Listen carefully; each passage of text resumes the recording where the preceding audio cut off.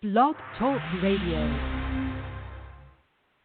Welcome, world. Welcome once again to Tuesday Talk with Key West Lou.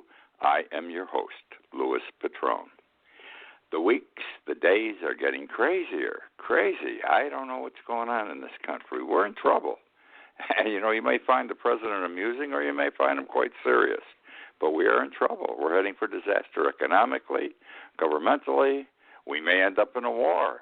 You don't know what this guy's going to do. He's got everything mucked up. In the meantime, over the Russian affair, we're not getting anything done. There's no major legislation being passed. We're at a standstill, and it's his fault. And I don't know where it's going to end up. I worry. Something's going to explode, implode, explode, whatever the proper term is, but it's going to happen. Maybe not this month, maybe 6 months from now, maybe a year from now, but it is inevitable. Cannot live, cannot operate this way. Government cannot survive in this fashion. All right, let's start. Today I watched Attorney General Sessions. He should be ashamed of himself. I have never liked the man. He is a bigot. He's a white supremacist. He's a whack. Okay, got to call him a whack.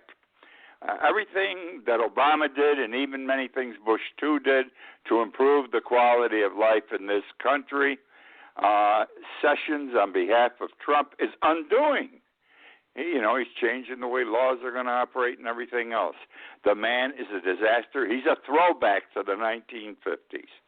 He testified today as part of this Senate Intelligence Committee hearing, and I've got to repeat, he was a disgrace. He was similar in style and in fashion as, who was it there? Director of National Intelligence, Dan Coates, and the Admiral there, Michael Rogers, who's the Director of the National Security Agency. Recall last week, neither of these guys could answer questions. They didn't have a legal ground. They just said, I'm not going to answer them. Now, who the hell are they? If you or I are called before a court or an investigative body, unless we have an absolute solid legal ground not to respond, you respond. That's the way the law is. You're supposed to cooperate with it, especially people who have these such high positions in our country. And there's no executive privilege here.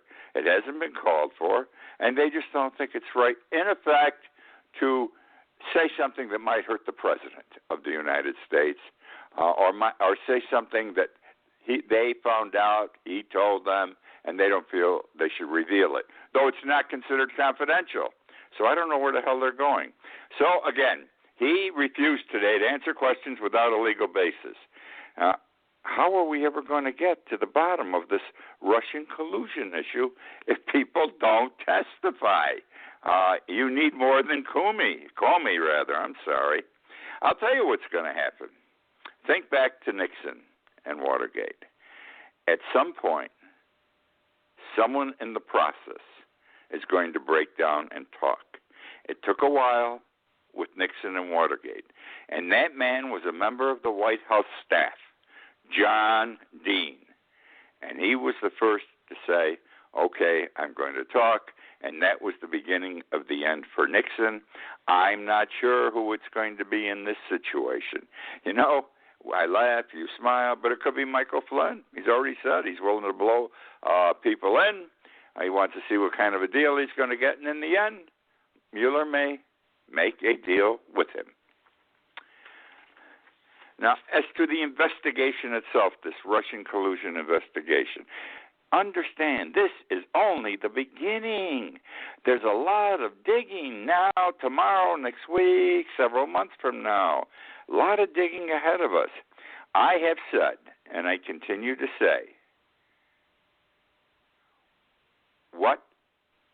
what is happening now, what they're digging for, with who said who to what meeting and were you there, it's just a door opener. It doesn't mean anything, because in the end, as I wrote several months ago, as I have spoken several times about, in the end, this whole collusion thing, this whole Russian thing is going to be decided involving Israel, Putin's Moscow banks, and money laundering. That's where it's going. Trust me, that's where it's going. Now, I'm not accusing our president of money laundering, but someplace, somehow, some people are involved. They believe in this, and it's all going to come to a head at some point. That's where this investigation is going to end up, with actual crimes being committed by many people, okay? Plus, what about blackmail photographs? This came up several months ago, and, we all smiled at the time. Did they have pictures of Trump in bed when he was in Moscow with the Miss Universe or something pageant? Well, I just pushed it off. But, Putin last week on Megan Riley's TV show said Russia has the best prostitutes. Russia has the best prostitutes. Now, I'm not saying Trump went to bed with a hooker. That would be terrible. Our president wouldn't do something like that. But on the other hand, if he did, and understanding how the Russians work, they got everything bugged and everything being photographed. Who the hell knows what he's got, what Putin's got? And based upon Trump's past sex record, it would not be unusual for something like this to have occurred. But I'm not accusing our president of anything at this time. I'm just saying these are the possibilities, probabilities. I'm not even sure what term, but they're out there. Yesterday's cabinet meeting.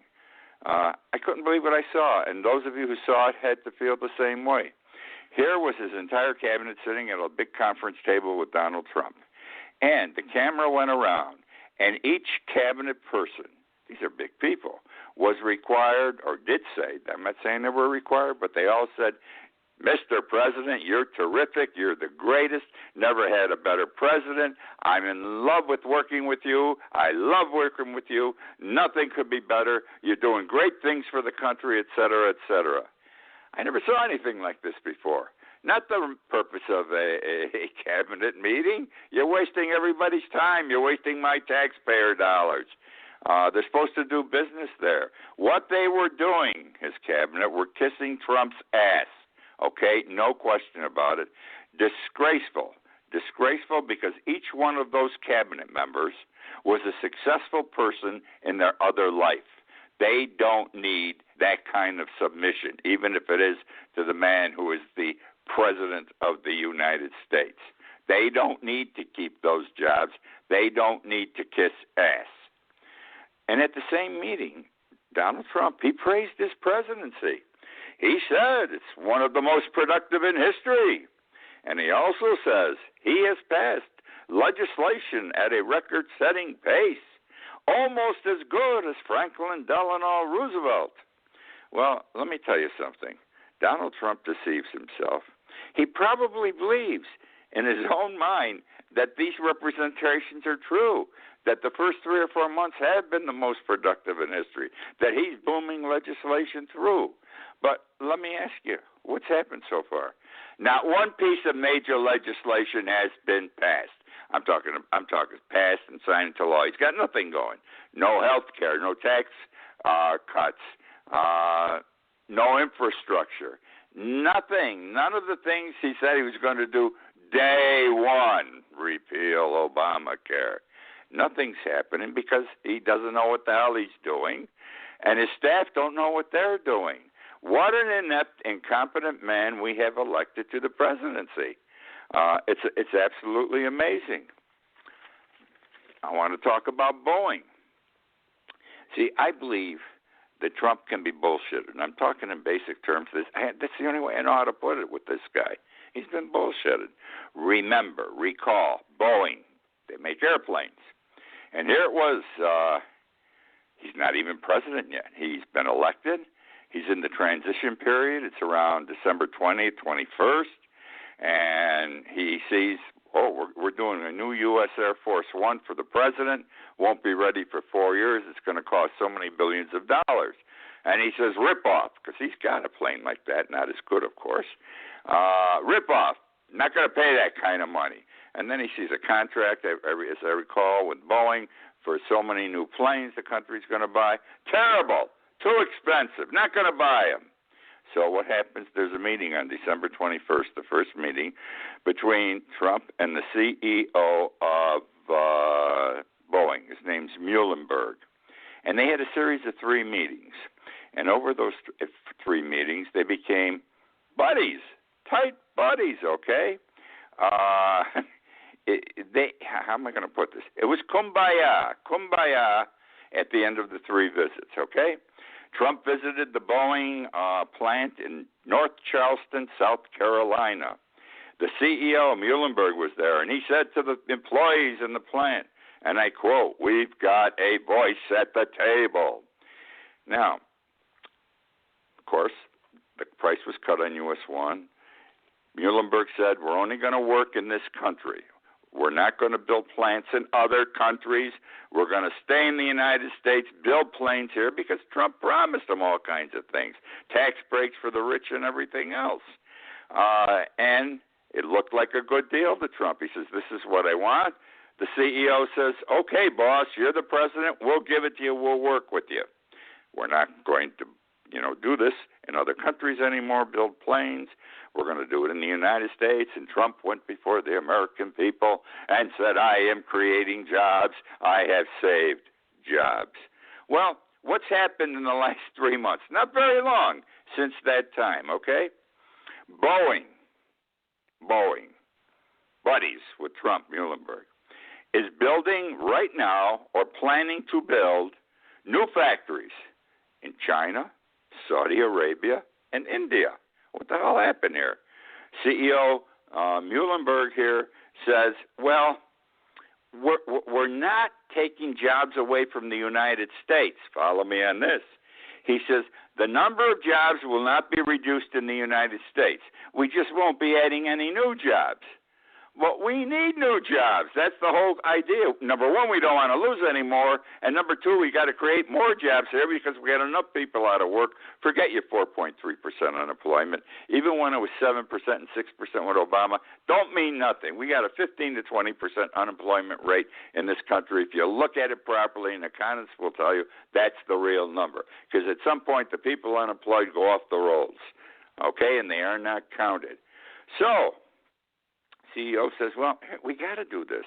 These people, these countries won't buy from us unless we build. They're smart. They've been smarter than us all these years. Unless we build stuff in their countries that they're going to buy for us.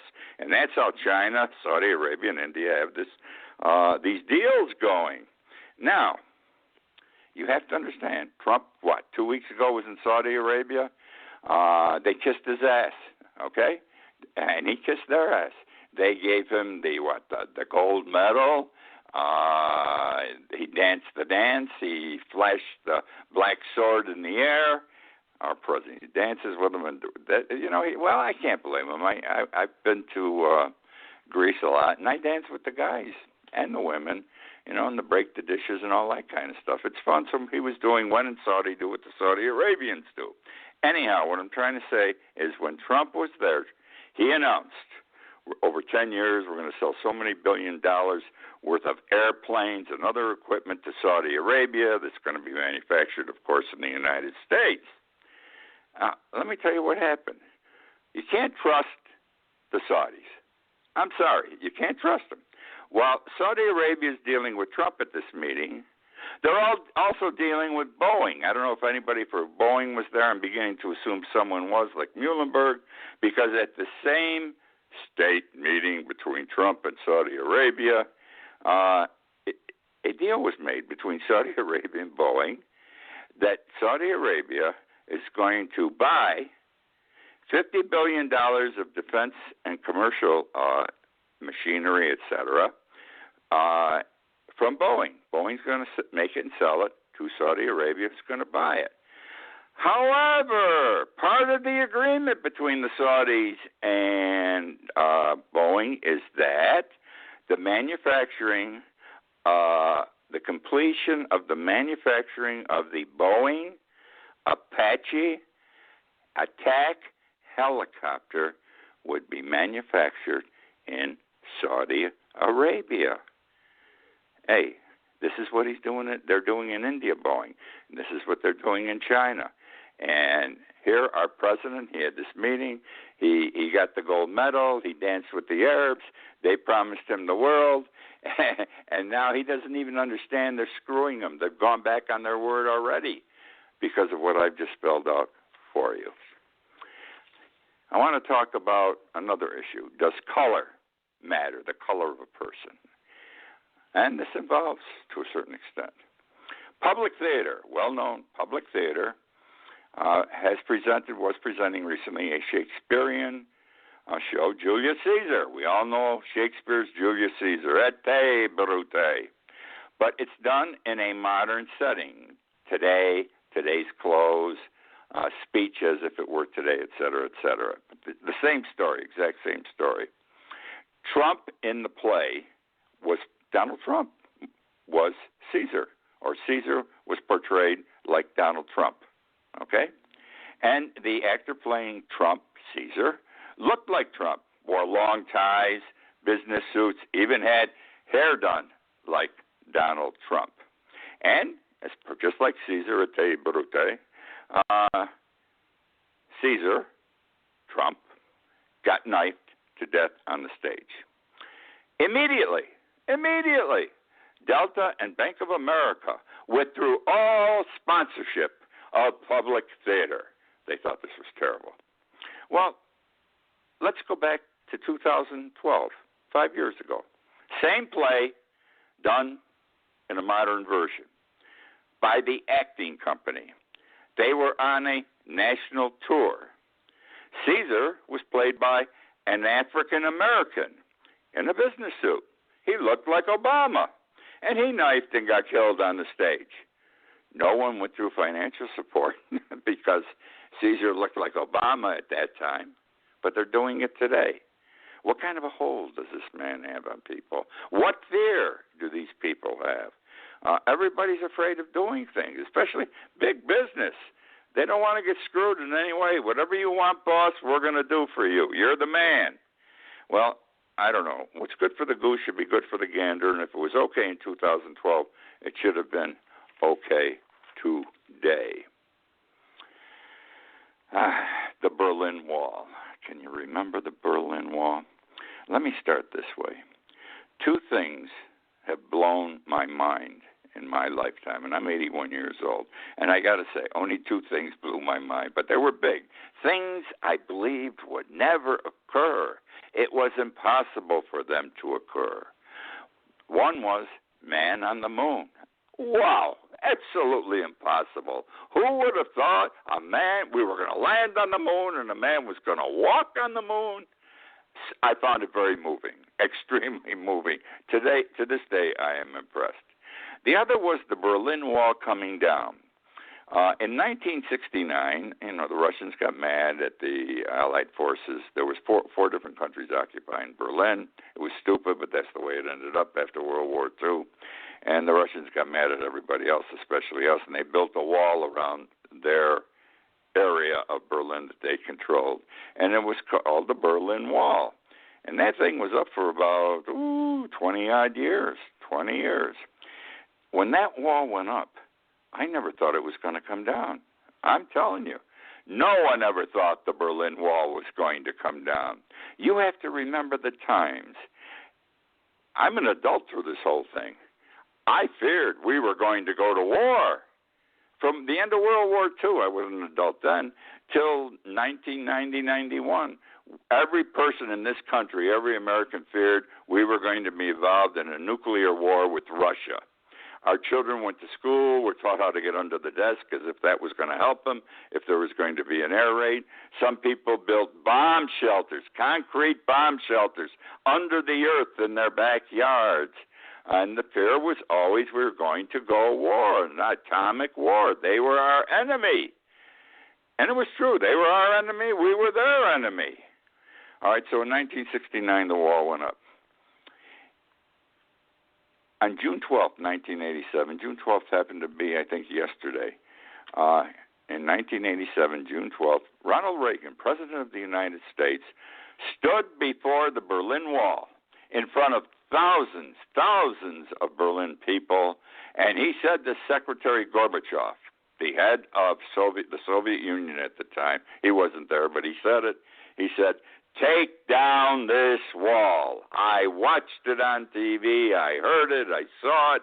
And with that kind of drama in his voice, as only a Ronald Reagan could do, he said, take down this wall. Secretary Gorbachev, take down this wall. Well, the wall came down 2 years later. I never thought I'd see this. And the people knocked it down, stone by stone, brick by brick. They knocked the hell out of that wall in one day so Berlin could be united. And this all happened because the Soviet Union was dissolved, and now you just had a bunch of smaller independent countries, which it still is. You don't have a Soviet Union. Russia, that we talk about today, is not the Russia of pre-1990. That was the Soviet Union. Now they're independent countries, small countries. And with it, the war feeling was relaxed when that wall came down and the Soviet Union was dissolved. Just wanted to share with you the fact that that wall came down. That moved the hell out of me because I thought we'd go to war before that wall ever came down. Qatar. Visualize, if you would, the Middle East, the map of the Middle East. You don't have to know where all the countries are or anything. In one little area on a seashore is this little country called Qatar. If you took the eraser on a pencil, the top of that eraser is the size of Qatar on the map. Everybody else has got 2-3 inches of country. Qatar's got the top of the eraser on a pencil. It's very small, but it's an important Arab country. Now, what I'm talking about has only occurred since Trump's visit to Saudi Arabia 2 weeks ago. What happened is Trump said, I'm going to do all these things for you, Saudi Arabia, and some of you other Arab countries, you know, the military equipment, the planes and everything else. And he was happy because he's going to make jobs, he said, in his mind, for us in the United States. And some of that will, but not all of it, as I just showed you. And he said, but you guys got to do something. You got to get rid of terrorism. He's talking to the terrorists. The biggest terrorist in the world has been Saudi Arabia, okay?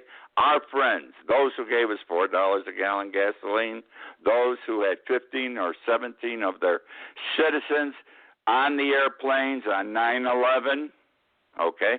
These are our friends, Saudi Arabia. And it's a lot of bullshit. They're our friends. They've used us for years. I don't know why every president plays ball with them. But he said, you got to get rid of terrorism. 1 week later, what happens? Saudi Arabia and 2 or 3 other Arab countries, they go after little Qatar. And they blockade Qatar, and they threaten an invasion of Qatar. They'll kill Qatar if they ever invade them. Except, and Trump really took credit for this, or took credit right away for this. He said, see, Saudi Arabia, they've gone to Qatar and said to Qatar, you got to stop your acts of terrorism. I told them they had to do this. He didn't say go to Qatar, but he took credit for it, all right? I believe that Trump and whatever he said to Saudi Arabia at this meeting and the other Arab countries, he emboldened them to take dramatic action like going after Qatar. Saudi Arabia took the smallest country and said, you guys got to stop these bad things you're doing. And I'm not even sure Qatar did these things. Terrorism. And let me give you some things. Qatar's been our friend. All right. We have a military base in Qatar for I don't know how many years, one of the biggest military bases in the world. 10,000 of our military are there constantly, and we need that base for things we're doing with Russia and everybody else over there. And what's Qatar going to say when our president says, that's good, he's gone after Qatar? This ass doesn't think. He doesn't know what he's talking about. He probably didn't even know we had an air base in Qatar, all right? What's really at stake here, the problem is, it's part of the Sunni-Shiite fight. Iran and Saudi Arabia don't get along. Iran and most of the Arab countries don't get along. It's Sunni-Shiite again. And Qatar, even though they're of a different sect, Sunni-Shiite, has had a business relationship with Iran for years. Qatar is extremely wealthy because of natural gas. And they've had a natural gas deal with Iran that has benefited the both of them economically for I don't know how many years. Both have become rich because of it. They are business partners. So, what do I tell you? Saudi Arabia hates Iran, Sunni Shiite war again. The United States is anti-Iran. Trump is anti-Iran. So it all worked out. Saudi Arabia says, we can go do this. We can go after Qatar. And they knew the president would take credit for it no matter where they went. And we're going to look good. And maybe we're going to grab their natural gas. In the meantime, we're going to screw up Iran, who we hate. Very simple. That's the whole story. And it's all led. It's emboldened by Trump, but led by the most terrorist encouraging nation in the Middle East, Saudi Arabia. Let's stay with Qatar. I love this, how money comes flying out all the time. All of a sudden, we're hearing all these dollar figures big since Trump got elected. John Ashcroft, he was Attorney General under Bush, too. He has a law firm. He's part of a major law firm in Washington, D.C. Qatar this past week Qatar hired John Ashcroft's law firm, to deal with the Saudi Arabia problem before it turned into armed conflict. They paid John Ashcroft's law firm up front $2.5 million as a retainer, $2.5 million for a retainer, only to cover the first 90 days of work. Good pay. God bless America. All right. Something interesting and soft, not harsh. I'm going to talk about the Democratic donkey and the Republican elephant. It wasn't always donkey and elephant. They're referred to as mascots in the old days. The Republicans originally had an eagle representing them, their mascot. Then in the late 1800s, Harper's Weekly began using elephants in political cartoons. And it took hold, and the elephant replaced the eagle. Now with the Democrats, their original mascot was the rooster, like Key West, and their mascot was the rooster, till Andrew Jackson ran for president. The opposition to Jackson made fun of Jackson with a play on his last name. And what they did was they turned Jackson and his followers, they referred to them as jackasses. Now, it stuck, but the Democrats didn't like jackasses, and over a period of time, it became donkey. So it went from rooster to jackasses to donkey. Now, the rooster part of this is what's interesting. In some states, to this day, the rooster still appears on Democratic state ballots as the symbol, the sign, the emblem, the mascot for the Democratic Party. Quickly, Ebola is back. It's spreading. Don't know how bad. It's in the Congo again, the northeast remote region. Over a period of the first week, there were 3 new cases. The second week, 9 new cases in one 24-hour period, then 29 more cases. Not like it was back when in 2014 when they had 11,000 people infected. Right now, they've got something like a total of 50 or 60, but it's like an 800% increase in a short period of time. It must be watched. Only 3 people have died so far, whereas in the previous epidemic, 90% was the fatality rate.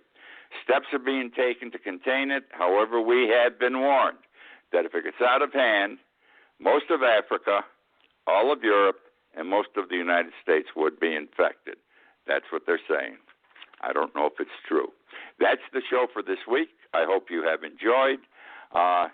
Keep in mind that I'm doing a live Facebook video every day, 2-3 minutes, where I yell about Trump, or I yell about the Cleveland Cavaliers, whatever turns me on at the moment. Watch it. It's under Key West Lou. My video, I think you will enjoy it. Thank you for joining me this week again. I look forward to being with you next week. Good night. Hi, you've reached the High Fashion Hotline. Hi, sweetie. Dad? I told you not to call me at work. But I need some style advice. Just go to Old Navy. Old Navy? Yep, all men's styles are on sale now, up to 50% off, with shorts from $12 active from 8 and tees from $5.